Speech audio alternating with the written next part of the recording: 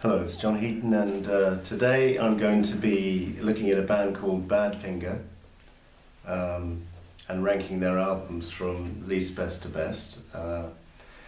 They were a band, two of them were from Liverpool and two of them were from Swansea in Wales, and they were signed to the Beatles' Apple label in 1968, and they had one major lineup change in their hit-making years when Ron Griffiths left in '69 and replaced by Joey Molland, and then that lineup continued up until the very unfortunate death of Pete Ham in 1975. So at number 9, the least best album is Airwaves, I think, which was made after the death of Pete Ham by just Joey Molland and Tom Evans. This is not a very strong album, although it does have two outstanding tracks. Lost Inside Your Love from Tom and Love Is Gonna Come at Last from Joey. Those two are brilliant. Sail Away at the end from Tom is really nice piano.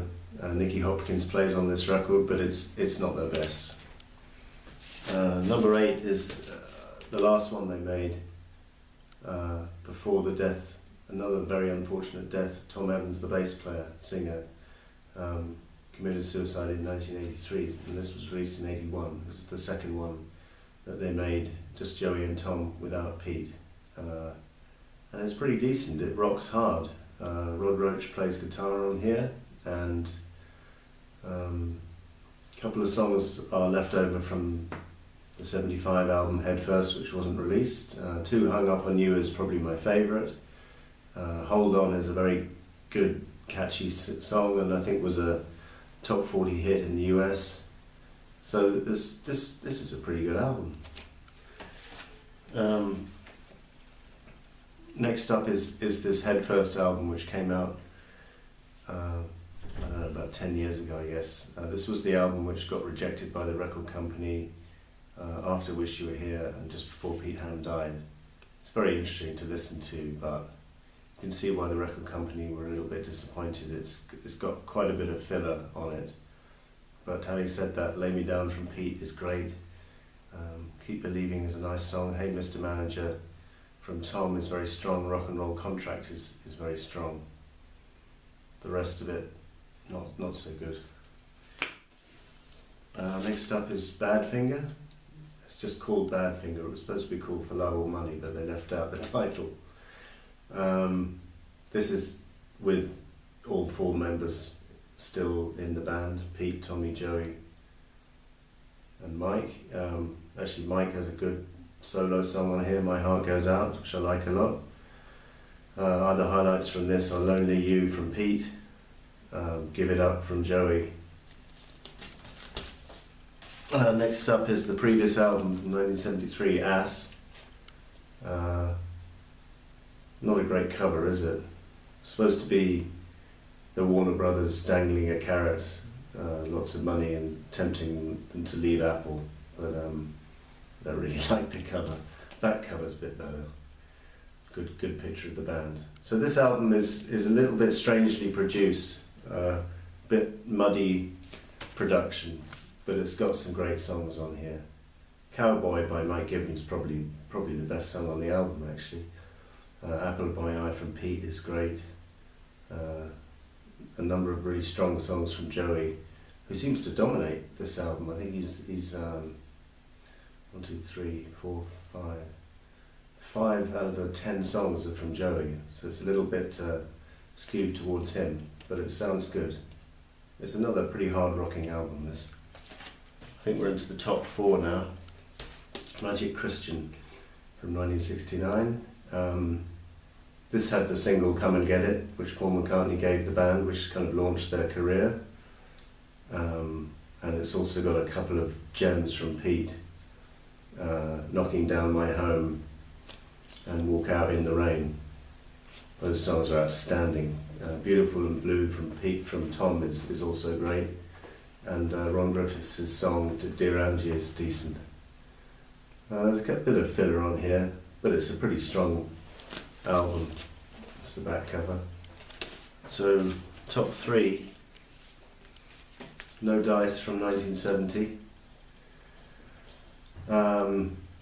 This is a great album, and you may not know, a lot of people don't know, but it includes the song Without You, which Nielsen had a huge hit with, and later Mariah Carey. But this is the original, written by the band, which is superb, completely different from the earthy, the word I would use. Maybe not as well produced as the Nielsen one, but nice guitar and interesting. Check it out if you haven't already. This also had the big song, top 10 hit, No Matter What, which you can also see a performance on Top of the Pops on YouTube. Midnight Caller, glorious ballad from Pete, and this is the back cover, by the way, signed by Joey Molland for me. Better Days from Joey is outstanding, and Believe Me from Tom is a classic. So this was on the Apple label, and should have done a lot better. I think it did okay, but it should have been a top 5 album. So in the top 2 now, Straight Up from 1972.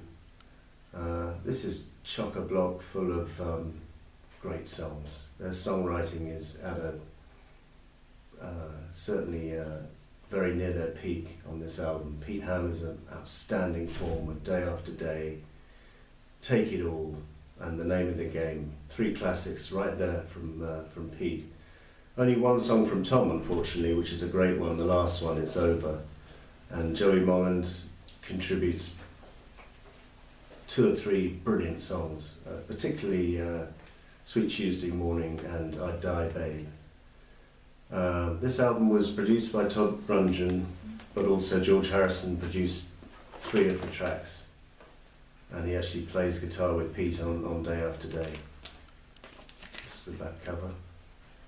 Really nice album, and I think this was their most successful album.